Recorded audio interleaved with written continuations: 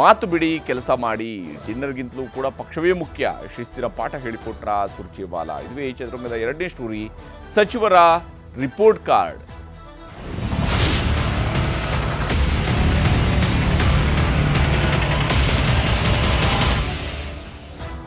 ಯಾವುದೇ ಸರ್ಕಾರ, ಯಾವುದೇ ಸಚಿವರು ಕೆಲಸ ಮಾಡ್ತಾ ಇರುವಂತಹ ಸಚಿವ ಸಂಪುಟದ ವಿಚಾರಕ್ಕೆ ಸಂಬಂಧಪಟ್ಟಂತೆ ಒಂದಿಷ್ಟು ರಿಪೋರ್ಟ್ಗಳನ್ನು ಪಕ್ಷದ ಹೈಕಮಾಂಡ್ಗೆ ಕಳಿಸುವಂತಹ ಕೆಲಸ ಆಗಿದ್ದಾಗೆ ನಡೀತಾ ಇರುತ್ತೆ. ಅಂಥದ್ದೇ ಕೆಲಸ ಇವತ್ತು ನಡೆದಿದೆ. ಸುರ್ಜೇವಾಲಾ ಅವರ ಕೈ ಸೇರಿದೆ ರಾಜ್ಯದ ಸಚಿವರುಗಳ ರಿಪೋರ್ಟ್ ಕಾರ್ಡ್. ರಾಜ್ಯದ ಸಚಿವರು ಯಾರ್ಯಾರು ಏನೇನು ಕೆಲಸ ಮಾಡಿದ್ದಾರೆ, ಎಷ್ಟು ಕೆಲಸ ಮಾಡಿದ್ದಾರೆ, ಎಷ್ಟರ ಮಟ್ಟಿಗೆ ಇವರಿಂದ ಪಕ್ಷಕ್ಕೆ ಅಡ್ವಾಂಟೇಜ್ ಸಿಗುತ್ತೆ ಅನ್ನೋದ್ರ ಬಗ್ಗೆನ ರಿಪೋರ್ಟ್ ಕಾರ್ಡ್ ರೆಡಿಯಾಗಿದೆ. ಯಾರಿಗೆ ಎಷ್ಟು ಮಾರ್ಕ್, ಯಾರೆಲ್ಲ ಸೇಫ್ ಅನ್ನುವಂತಹದ್ದು ಈಗ ಸಸ್ಪೆನ್ಸ್ ಆಗಿ ಉಳಿದಿದೆ. ಇದರಲ್ಲಿ ಯಾರನ್ನ ಮುಂದುವರಿಸ್ಕೊಳ್ಬೇಕು, ಯಾರನ್ನ ಬಿಡಬೇಕು ಅನ್ನೋದರ ವಿಚಾರವೂ ಕೂಡ ಸಸ್ಪೆನ್ಸ್ ಇದ್ದೇ ಇದೆ. ಇನ್ನು ಸಂಕ್ರಾಂತಿ ಬಳಿಕ ಸಂಪುಟ ಪುನರ್ರಚನೆಯ ಸುಳಿವು ಸಿಕ್ಕೇ ಬಿಡ್ತಾ ಅಂತೇಳಿ ಬಹಳ ಹತ್ತಿರದಲ್ಲೇ ಇದೆ ಸಚಿವ ಸಂಪುಟ ಪುನರ್ರಚನೆ ಆಗುವಂತಹ ಸಾಧ್ಯತೆ ಅಂತೇಳಿ ಕಾಂಗ್ರೆಸ್ನಲ್ಲಿ ನಡೀತಾ ಇರುವಂತಹ ಚರ್ಚೆ. ಇದು ಬಜೆಟ್ವರೆಗೂ ಕೂಡ ಕಾಯುವ ಚಾನ್ಸಸ್ ಇಲ್ಲ ಅಂತೇಳಿ ಒಂದು ಬಣ ಹೇಳ್ತಿದ್ರೆ, ಇನ್ನೊಂದು ಬಣ ಹೇಳ್ತಿದೆ ಇಲ್ಲ ಬಜೆಟ್ನ ನಂತರನೇ ನಡೆಯುತ್ತೆ, ಬಜೆಟ್ಗಿಂತ ಪೂರ್ವದಲ್ಲಂತೂ ಯಾವುದೇ ಸಂಪುಟದ ವಿಸ್ತರಣೆ ಆಗಲಿ ಅಥವಾ ಪುನರ್ರಚನೆ ಆಗಲಿ ಆಗೋಕ್ಕೆ ಚಾನ್ಸ್ ಇಲ್ಲ. ಬಟ್ ಒನ್ಸ್ ಬಜೆಟ್ ಮಂಡನೆ ಆಯಿತು ಅಂತ ಹೇಳಿದ್ರೆ ನಂತರ ಮಾಡಬಹುದು ಅನ್ನೋದ್ರ ಬಗ್ಗೆಯೂ ಕೂಡ ಅಭಿಪ್ರಾಯಗಳು ವ್ಯಕ್ತವಾಗ್ತಾ ಇದ್ದಾವೆ. ಹಾಗಾದರೆ ಸಚಿವರ ರಿಪೋರ್ಟ್ ಕಾರ್ಡ್ನಲ್ಲಿ ಏನೇನಿದೆ, ಯಾವ ಅಂಶಗಳ ಆಧಾರದ ಮೇಲೆ, ಈಗ ಯಾರಿಗೆ ಎಷ್ಟು ಮಾರ್ಕ್ ಕೊಟ್ಟಿದ್ದಾರೆ ಅನ್ನೋದು ಗೊತ್ತಿಲ್ಲದೆ ಇದ್ರೂ ಕೂಡ ಯಾವ ವಿಚಾರಗಳ ಆಧಾರದ ಮೇಲೆ ಕೆಲಸ ಮಾಡಿದ್ದಾರೆ ಅನ್ನೋಂಥದ್ದು ಈ ರಿಪೋರ್ಟ್ ರೆಡಿ ಮಾಡಿದ್ದಾರೆ ಅಂತೇಳಿ ನೋಡಿದರೆ ಆಗ ಗೊತ್ತಾಗುತ್ತೆ ಎಂತೆಂಥ ರಿಪೋರ್ಟ್ ಯಾರ ಪರವಾಗಿ ಹೋಗಿರ್ಬೋದು ಅಂತೇಳಿ. ಸಚಿವರ ಕಾರ್ಯವೈಖರಿಯ ವರದಿ ಹೈಕಮಾಂಡ್ಗೆ ಸಲ್ಲಿಕೆ ಆಗಿದೆ. ಸಚಿವರ ಕಾರ್ಯವೈಖರಿ ಹೇಗಿದೆ ಅನ್ನುವಂಥದ್ದನ್ನು ಹೈಕಮಾಂಡ್ಗೆ ಕಳಿಸುವಂತಹ ಕೆಲಸವನ್ನು, ಹೈಕಮಾಂಡ್ಗೆ ತಿಳಿಸುವಂತಹ ಕೆಲಸವನ್ನು, ಮುಚ್ಚಿದ ಲಕೋಟೆಗಳಲ್ಲಿ ಕೊಡುವಂತಹ ಕೆಲಸವನ್ನು ಮುಖ್ಯಮಂತ್ರಿ ಹಾಗೂ ಉಪಮುಖ್ಯಮಂತ್ರಿ ಜೊತೆ ಸೇರಿ ಮಾಡಿದ್ದಾರೆ. ಸಚಿವರ ಕಾರ್ಯವೈಖರಿಯ ವರದಿ ಇದು. ಭಾರತ್ ಜೋಡೋ ಭವನದಲ್ಲಿ ಸುರ್ಜೇವಾಲಾ ಅವರ ಕೈಗೆ ಸಚಿವರ ರಿಪೋರ್ಟ್ ಕಾರ್ಡನ್ನು ಕೊಟ್ಟಿದ್ದಾರೆ. ಪ್ರತಿಯೊಬ್ಬ ಸಚಿವರು ಕೂಡ ಏನೇನು ಕೆಲಸ ಮಾಡಿದ್ದಾರೆ ಅನ್ನುವಂತಹ ವರದಿ ಅದರಲ್ಲಿ ಅಡಕವಾಗಿರುವಂಥದ್ದು. ಭಾರತ್ ಜೋಡೋ ಭವನದಲ್ಲಿ ಇದನ್ನು ಕೊಟ್ಟಿದ್ದಾರೆ. ಸುರ್ಜೇವಾಲಾಗೆ ಸಚಿವರ ಕಾರ್ಯವೈಖರಿ ವರದಿಯನ್ನು CM ಹಾಗೂ DCM ಇಬ್ಬರು ಕೂಡ ಜೊತೆಯಾಗಿ ಸಲ್ಲಿಕೆ ಮಾಡಿದ್ದಾರೆ. ಇದು ಅವರ ಕೈಗಳಲ್ಲಿರುವಂತಹ ಆ ವರದಿಯ ಪ್ರತಿಗಳು ಮುಚ್ಚಿದ ಲಕೋಟೆಯಲ್ಲಿ ಕೊಟ್ಟಿದ್ದಾರೆ. ಮುಚ್ಚಿದ ಲಕೋಟೆಯಲ್ಲಿ ವರದಿಯನ್ನು CM ಹಾಗೂ DCM ಇಬ್ಬರು ಸೇರಿ ಸಲ್ಲಿಕೆಯನ್ನು ಮಾಡಿದ್ದಾರೆ. ತಮ್ಮ ಸಂಪುಟದ ಸಹೋದ್ಯೋಗಿಗಳು ಏನೇನು ಕೆಲಸ ಮಾಡಿದ್ದಾರೆ ಅನ್ನುವಂಥದ್ದು ಈ ಮುಚ್ಚಿದ ಲಕೋಟೆಯಲ್ಲಿ ಅಡಕವಾಗಿದೆ. ಮತ್ತು ವಿಶೇಷವಾಗಿ ಕಳೆದ 20 ತಿಂಗಳ ಸಚಿವರ ಕಾರ್ಯವೈಖರಿ ಬಗ್ಗೆ ವರದಿಯನ್ನು ಸಲ್ಲಿಸಲಾಗ್ತಾ ಇದೆ. ಇನ್ನು ಮುಂದೆ ಇರತಕ್ಕಂತಹ 4 ತಿಂಗಳಲ್ಲಿ ಯಾವ ಸ್ವರೂಪದಲ್ಲಿ ಕೆಲಸವನ್ನು ಮಾಡ್ತಾರೆ ಅನ್ನೋಂಥದ್ರ ಆಧಾರದ ಮೇಲೆ ಯಾರನ್ನ ಮುಂದುವರಿಸಬೇಕು, ಯಾರನ್ನ ಬಿಡಬೇಕು ಅನ್ನೋಂತಹ ತೀರ್ಮಾನಗಳು ಕೂಡ ಆಗಬಹುದು. ಕಳೆದ 20 ತಿಂಗಳ ಕೆಲಸದ ವೈಖರಿಯನ್ನು ಇದರಲ್ಲಿ ಪರಿಶೀಲನೆ ಮಾಡಲಾಗಿದೆ. ಇನ್ನು ಸಂಪುಟ ಪುನರ್ರಚನೆ ಕಸರತ್ತು ಇದರಿಂದಾಗಿಯೇ ಶುರುವಾಯಿತಾ ಅನ್ನುವಂತಹ ಅನುಮಾನವೂ ಕೂಡ ಇದ್ದೇ ಇದೆ. ಯಾಕಂದರೆ ಯಾವುದೇ ಸಚಿವರ ರಿಪೋರ್ಟ್ ಕಾರ್ಡ್ ಹೈಕಮಾಂಡ್ಗೆ ಹೋಗುತ್ತೆ ಅನ್ನೋದರ ಅರ್ಥ ಏನು ಅಂತ ಹೇಳಿದರೆ, ಈ ಸರ್ಕಾರದಲ್ಲಿ ಇಂತಹ ಸಚಿವರು ಪರ್ಫಾರ್ಮ್ ಮಾಡಿದ್ದಾರೆ ಅಥವಾ ಮಾಡ್ತಾ ಇಲ್ಲ ಅನ್ನುವಂತಹ ರಿಪೋರ್ಟ್ ಕೂಡ ಅದರಲ್ಲಿ ಇದ್ದೇ ಇರುತ್ತೆ. ಹೀಗಾಗಿ ಸಂಪುಟ ಪುನರ್ರಚನೆ ಕಸರತ್ತು ಈಗ ಮತ್ತೆ ಶುರುವಾಗಿದೆಯಾ ಅನ್ನುವಂತಹ ಅನುಮಾನ ಮೂಡ್ತಾ ಇದೆ. ವಿಶೇಷವಾಗಿ ಈ ರಿಪೋರ್ಟ್ ಕಾರ್ಡನ್ನು ಹಾಗಾದರೆ ಯಾಕೆ ಮತ್ತು ಹೇಗೆ ರೆಡಿ ಮಾಡಿದ್ದಾರೆ ಅನ್ನುವಂಥದ್ದನ್ನು ನಿಮಗೆ ವಿವರಿಸ್ತೀನಿ. ಕೆಲ ಸಚಿವರ ವಿರುದ್ಧ ಭ್ರಷ್ಟಾಚಾರದ ಆರೋಪಗಳು ಇದ್ದಾವೆ.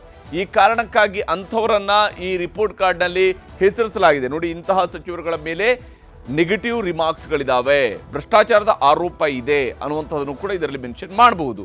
ಇನ್ನು ಎರಡನೇದಾಗಿ ಶಾಸಕರ ಕೈಗೆ ಸಚಿವರು ಸಿಗ್ತಾ ಇಲ್ಲ ಅನ್ನುವಂತಹ ದೂರನ್ನು ಅನೇಕ ಕಾಂಗ್ರೆಸ್ ಶಾಸಕರು ಮಾಡ್ತಾ ಇದ್ದಾರೆ. ಅದರ ಜೆನ್ಯೂನಿಟಿಯನ್ನು ಕೂಡ ನಾವು ಚೆಕ್ ಮಾಡ್ಕೊಂಡಿದ್ದೀವಿ. ಇಂತಹ ಸಚಿವರುಗಳು ಶಾಸಕರ ಕಾರ್ಯಕರ್ತರ ಅಥವಾ ಶಾಸಕರ ಮಾತುಗಳನ್ನು ಕೇಳ್ತಾ ಇಲ್ಲ, ಸಂಪರ್ಕಕ್ಕೆ ಸಿಗ್ತಾ ಇಲ್ಲ ಅಂತ ಹೇಳಿ. ಹಾಗೆಯೇ ಇಲಾಖೆಯಲ್ಲಿ ಬದಲಾವಣೆ ತಂದಿಲ್ಲ ಅನ್ನುವಂಥ ಆರೋಪವನ್ನು ಕೂಡ ಕೆಲವು ಸಚಿವರುಗಳು ಎದುರಿಸ್ತಾ ಇದ್ದಾರೆ. ಕೆಲವು ಸಚಿವರುಗಳು ಮಾತ್ರ ಪಾಲಿಸಿ ಡಿಸಿಷನ್ಗಳನ್ನು ಭಾಳ ಕ್ವಿಕ್ಕಾಗಿ ತೆಗೆದುಕೊಳ್ತಾ ಇದ್ದಾರೆ. ಇನ್ನು ಕೆಲವು ಸಚಿವರುಗಳು 20 ತಿಂಗಳು ಕಳೆದರೂ ಕೂಡ ಒಂದು ಫೈಲನ್ನು ಕರೆಕ್ಟಾಗಿ ಮೂವ್ ಮಾಡ್ತಾ ಇಲ್ಲ. ಅವರ ಕಾರ್ಯವೈಖರಿ ಬಗ್ಗೆ ಅಸಮಾಧಾನ ಇದೆ. ಇಲಾಖೆಯಲ್ಲಿ ಬದಲಾವಣೆಯನ್ನು ತಂದಿಲ್ಲ, ಜಿಲ್ಲೆಗಳ ಕಡೆಗೆ ಮುಖ ಮಾಡ್ತಿಲ್ಲ ಅನ್ನುವಂತಹ ದೂರು ಕೂಡ ಇದ್ದೇ ಇದೆ. ಕೆಲ ಸಚಿವರುಗಳು ಇನ್ನೂ ಕೂಡ ಇಡೀ ಕರ್ನಾಟಕವನ್ನು 20 ತಿಂಗಳ ಅವಧಿ ಅಧಿಕಾರವನ್ನು ನಡೆಸಿದ ನಂತರವೂ ಕೂಡ ಒಂದೇ ಒಂದು ಬಾರಿ ಭೇಟಿ ಮಾಡಿದಂಥವರು ಇದ್ದಾರೆ, ಅಥವಾ ಒಂದೊಂದು ಜಿಲ್ಲೆಗಳಿಗೆ ಹೋಗದೇ ಇರುವಂಥವರು ಇದ್ದಾರೆ.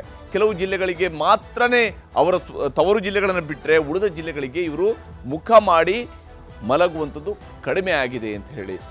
ಇನ್ನು ಕೆಲ ಸಚಿವರನ್ನು ಸಂಪುಟದಿಂದ ಕೈ ಬಿಡುವ ಚರ್ಚೆಯೂ ಕೂಡ ಈ ಹಂತದಲ್ಲಿನೇ ಹುಟ್ಟು ಹಾಕಿದೆ ಈ ರಿಪೋರ್ಟ್ ಕಾರ್ಡ್. ಇದು ಭಾಳ ಮುಖ್ಯವಾದಂಥ ಕೆಲ ಸಚಿವರನ್ನು ಸಂಪುಟದಿಂದ ಕೈ ಬಿಡಬೇಕು ಅಂತ ಹೇಳಿದರೆ ಅದಕ್ಕೊಂದು ಏನಾದರೂ ಒಂದು ಆಧಾರ ಬೇಕಲ್ಲ. ಸುಮ್ಮನೆ ಕೈ ಬಿಡೋದಕ್ಕೆ ಆಗೋದಿಲ್ಲ. ಅದಕ್ಕಾಗಿ ಸಚಿವರ ರಿಪೋರ್ಟ್ ಕಾರ್ಡನ್ನು ರೆಡಿ ಮಾಡಿಕೊಳ್ಳಲಾಗಿದೆ ಅಂತ. ಹಾಗಾದರೆ ಸಚಿವರಿಗೆ ಸಂಬಂಧಪಟ್ಟಂತೆ ಇರುವಂಥ ಇನ್ನೊಂದು ಬಹಳ ಮುಖ್ಯವಾಗಿರುವಂತಹ ಒಂದು ಅಂಶ ಏನು ಅಂತ ಹೇಳಿದರೆ, ಸಚಿವರ ವಿಚಾರದಲ್ಲಿರುವಂತಹ ಪಂಚಪ್ರಶ್ನೆಗಳು, ಸಚಿವರ ಕಾರ್ಯವೈಖರಿ ಇದು ಸರಿ ಇತ್ತಾ ಸರಿ ಇಲ್ವಾ ಅನ್ನುವಂತಹ ಪ್ರಶ್ನೆಗಳು ಇದ್ದೇ ಇದ್ದಾವೆ. ಯಾವ ಸಚಿವರು ಏನು ಮಾಡಿದ್ದಾರೆ, ಕೆಲ ಸಚಿವರು ಕಾಂಟ್ರವರ್ಸಿ ಮಾತನಾಡುತ್ತದೆ ಅಭ್ಯಾಸವನ್ನಾಗಿ ಮಾಡ್ಕೊಂಡಿದ್ದಾರೆ. ಇನ್ನು ಕೆಲ ಸಚಿವರುಗಳು ಚೆನ್ನಾಗಿ ಕೆಲಸ ಮಾಡ್ತಾ ಇರ್ತಾರೆ, ಅಂಥವ್ರಿಗೆ ಪ್ರಶಂಸೆಗಳು. ಹಾಗೆಯೇ ಕೆಲವರು ವಿವಾದಗಳನ್ನು ಸೃಷ್ಟಿ ಮಾಡ್ತಿದ್ದಾರೆ, ಅಥವಾ ಅವರ ಡಿಸಿಷನ್ಗಳಿಂದ ವಿವಾದಗಳಾಗ್ತಿದ್ದಾವೆ, ಅಥವಾ ಸರ್ಕಾರದ ಸಚಿವರಾಗಿ ಹೆಸರಿಗಷ್ಟೇ ಇದ್ದಾರೆ ಹೊರತು ಅವ್ರಿಗೊಂದು ರೂಮು, ಅವ್ರಿಗೆ ಬೇಕಾದಂಥ ಪ್ರೋಟೋಕಾಲ್ ಇದ್ದಾವೆ ಹೊರತು ಕೆಲವು ಸಚಿವರು ಇದ್ದಾರಾ ಇಲ್ವಾ ಅಂತೇಳಿ ಗೊತ್ತಾಗೋದಿಲ್ಲ. ಅಂಥವರನ್ನು ಏನು ಮಾಡಬೇಕು, ಪಕ್ಷಕ್ಕೆ ಸಚಿವರ ಕೊಡುಗೆ ಏನು, ಇದು ಬಹಳ ಮುಖ್ಯವಾದಂಥ ಚರ್ಚೆಯ ಅಂಶ. ಪಕ್ಷಕ್ಕೆ ಏನು ಕೊಟ್ಟಿದ್ದಾರೆ ಈ ಸಚಿವರುಗಳು, ಯಾವ ಸ್ವರೂಪದಲ್ಲಿ ಕೊಟ್ಟಿದ್ದಾರೆ, ಇವರಿಂದಾಗಿ ಅಕ್ಕಪಕ್ಕದ ರಾಜ್ಯಗಳಲ್ಲಿ ಏನಾದರೂ ಇವರು ಮಾತನಾಡಿದ, ಅಥವಾ ನಮ್ಮ ರಾಜ್ಯದಲ್ಲಿರುವಂಥ ನಮ್ಮ ಜಿಲ್ಲೆಗಳಿಗೆ ಹೋಗಿ ಎಷ್ಟು ಮಟ್ಟಿಗೆ ಕೆಲಸ ಮಾಡ್ಕೊಂಡು ಬಂದಿದ್ದಾರೆ, ಈ ವಿಚಾರಗಳ ಬಗ್ಗೆ ಕೂಡ ಚರ್ಚೆ ಆಗ್ಬೋದು ಪಕ್ಷಕ್ಕೆ ಸಚಿವರ ಕೊಡುಗೆಯ ವಿಚಾರಕ್ಕೆ. ಹಾಗೆಯೇ ಸರ್ಕಾರದ ಇಮೇಜ್ ಹೆಚ್ಚಿಸೋದಕ್ಕೆ ಕೈಗೊಂಡಂತಹ ಕೆಲಸಗಳು ಏನೇನಿದ್ದಾವೆ ಅನ್ನೋದು, ಸರ್ಕಾರದ ಇಮೇಜನ್ನು ಹೆಚ್ಚಿಸುವಂತಹ ನಿಟ್ಟಿನಲ್ಲಿ ಏನು ಕೆಲಸವನ್ನು ಮಾಡಿದ್ದಾರೆ ಇವರು, ಯಾವ ಸ್ವರೂಪದಲ್ಲಿ ಕೆಲಸವನ್ನು ಮಾಡಿದ್ದಾರೆ ಅನ್ನುವಂತಹ ನಿಟ್ಟಿನಲ್ಲೂ ಕೂಡ ಚರ್ಚೆಗಳು ನಡೀಬಹುದು. ಇನ್ನು ಬಹಳ ಮುಖ್ಯವಾಗಿ ಇಲಾಖೆಗಳಲ್ಲಿ ಮಾಡಿದಂತಹ ಗಮನಾರ್ಹ ಸಾಧನೆಗಳು ಏನಿದ್ದಾವೆ, ಯಾವ ಸಚಿವರು ಏನು ಕೆಲಸವನ್ನು ಮಾಡಿದ್ದಾರೆ, ಇಲಾಖೆಗಳಲ್ಲಿ ಮಾಡಿದಂತಹ ಗಮನಾರ್ಹ ಸಾಧನೆಗಳು ಏನಿದ್ದಾವೆ ಅನ್ನುವಂತಹ ವಿಚಾರಗಳು ಕೂಡ ಇಲ್ಲಿ ಚರ್ಚೆ ಆಗಬಹುದು. ಈ ವಿಷಯವೂ ಕೂಡ ಸಚಿವರ ಸುತ್ತಲೂ ಚರ್ಚೆ ಆಗಬಹುದು. ಇನ್ನು ಪಕ್ಷ ಸಂಘಟನೆಗೆ ಸಚಿವರು ನೀಡಿರುವಂತಹ ಕೊಡುಗೆ ಏನು ಕೊಟ್ಟಿದ್ದಾರೆ ಇವರು, ಪಕ್ಷ ಸಂಘಟನೆಗಾಗಿ ಇವರು ಏನು ಕೆಲಸವನ್ನು ಮಾಡಿದ್ದಾರೆ ಅಂದರೆ, ಜಿಲ್ಲೆಗಳಿಗೆ ಭೇಟಿ ಕೊಟ್ಟಾಗ ಪಕ್ಷದ ಕಚೇರಿಗೆ ಹೋಗಿದ್ದಾರಾ, ಕಾರ್ಯಕರ್ತರ ಹತ್ರ ಹೋಗಿದ್ದಾರಾ, KPCC ಕಚೇರಿಗೆ ಬಂದು ಸಭೆಯನ್ನು ಮಾಡಿದ್ದಾರಾ, ಕಾರ್ಯಕರ್ತರ ಅಹವಾಲುಗಳನ್ನು ಸ್ವೀಕರಿಸಿದ್ದಾರಾ, ಎಷ್ಟು ಕಡೆಗಳಲ್ಲಿ ಸ್ವೀಕರಿಸಿದ್ದಾರೆ, ಇವರ ಕೆಳಗಡೆ ಇರುವಂತಹ ನಿಗಮ ಮಂಡಳಿಗಳಿದ್ದಾವೆ, ಆ ನಿಗಮ ಮಂಡಳಿಗಳಲ್ಲಿ ಏನು ಕೆಲಸ ಮಾಡಿದ್ದಾರೆ, ಅಲ್ಲಿ ಕಾರ್ಯಕರ್ತರಿಗೆ ಯಾವ ಸ್ವರೂಪದಲ್ಲಿ ಅವರ ಅಹವಾಲುಗಳಿಗಿರ್ಬೋದು ಅಥವಾ ಅವರ ಬೇಡಿಕೆಗಳಿರ್ಬೋದು, ಆಯಾ ಸಮುದಾಯದವರಿಗೆ ಸಂಬಂಧಪಟ್ಟಂತಹ ಬೇಡಿಕೆಗಳು, ಅವುಗಳನ್ನು ಎಷ್ಟು ಮಟ್ಟಿಗೆ ಸಚಿವರುಗಳು ಪರಿಗಣಿಸಿದ್ದಾರೆ ಅನ್ನೋದು ಕೂಡ ಇದರಲ್ಲಿರುವಂಥ ಅಂಶ. ಇನ್ನು ಬ್ಲಾಕ್ ಕಾಂಗ್ರೆಸ್ನ ಅಧ್ಯಕ್ಷರು ಹಾಗೂ ಜಿಲ್ಲಾ ಕಾಂಗ್ರೆಸ್ನ ಅಧ್ಯಕ್ಷರಿಂದಲೂ ಕೂಡ ವರದಿಯನ್ನು ಪಡ್ಕೊಳ್ಳಲಾಗಿದೆ. ಸಚಿವರು ಎಷ್ಟರ ಮಟ್ಟಿಗೆ ಪಕ್ಷ ಸಂಘಟನೆಯಲ್ಲಿ ತೊಡಗಿದ್ದಾರೆ ಅನ್ನುವಂಥದ್ದು ಬಹಳ ಮುಖ್ಯವಾಗಿರ್ತಕ್ಕಂಥ ಅಂಶದ ಆಧರಿಸಿ ಈಗ ಅವರ ಉಸ್ತುವಾರಿ ಜಿಲ್ಲೆ ಇರುತ್ತೆ, ಅಲ್ಲಿ ಎಷ್ಟರ ಮಟ್ಟಿಗೆ ಪಕ್ಷದ ಸಭೆಗಳನ್ನು ಮಾಡಿದ್ದಾರೆ, ಅವರು ಉಸ್ತುವಾರಿ ಜಿಲ್ಲೆಗಳಲ್ಲಿರುವಂತಹ ಬ್ಲಾಕ್ಗಳಿಗೆ ಎಷ್ಟು ಮಟ್ಟಿಗೆ ಭೇಟಿ ಕೊಟ್ಟಿದ್ದಾರೆ, ಅಲ್ಲಿರುವಂತಹ ಸಮಸ್ಯೆಗಳನ್ನ ಅರ್ಥ ಮಾಡ್ಕೊಂಡಿದ್ದಾರಾ, ಈ ಅಂಶವು ಮುಖ್ಯ ಆಗುತ್ತೆ.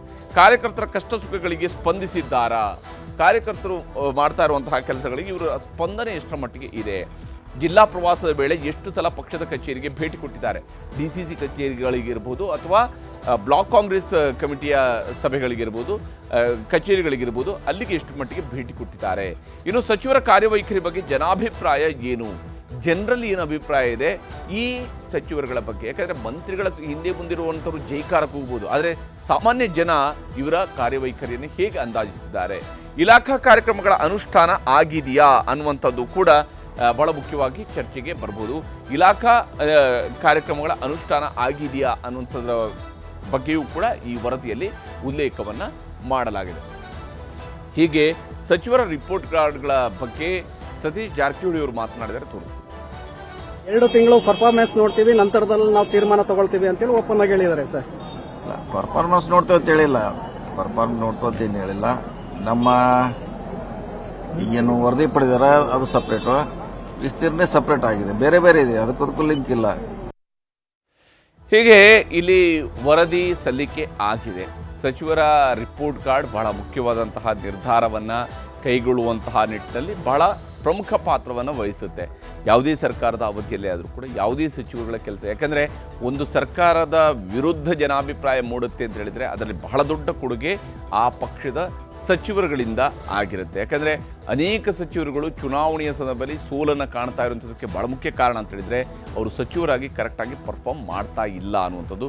ಇದು ಎಲ್ಲ ಸರ್ಕಾರಗಳಿಗೂ ಕೂಡ ಬರುವಂತಹ ಬಹಳ ದೊಡ್ಡದಾದಂತಹ ಸಮಸ್ಯೆ. ಈ ಕಾರಣಕ್ಕಾಗಿದೆ ಈಗ ಸಚಿವರುಗಳ ಕಾರ್ಯವೈಖರಿ ಹೇಗಿದೆ, ಏನಿದೆ, ಯಾವ ಸ್ವರೂಪದಲ್ಲಿ ಇವರ ಕಾರ್ಯವೈಖರಿ ಇತ್ತು ಅನ್ನುವಂಥದ್ದಕ್ಕೆ ಸಂಬಂಧಪಟ್ಟಂತೆ 20 ತಿಂಗಳ ವರದಿಯನ್ನು ರೆಡಿ ಮಾಡ್ಕೊಂಡಿದ್ದಾರೆ.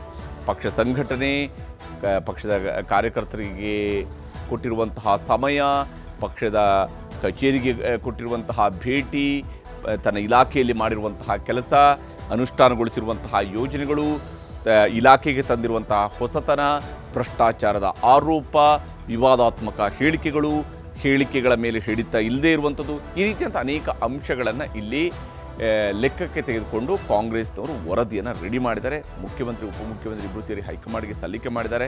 ಇದರ ಆಧಾರದ ಮೇಲೆ ಏನು ಕ್ರಮಗಳು ಆಗ್ತವೆ ಅನ್ನೋದನ್ನು ಕುತೂಹಲದಿಂದ ನೋಡಬೇಕಾಗಿರುವಂಥದ್ದು. ಇದು ಇವತ್ತಿನ ಚದುರಂಗ. ನಮಸ್ಕಾರ.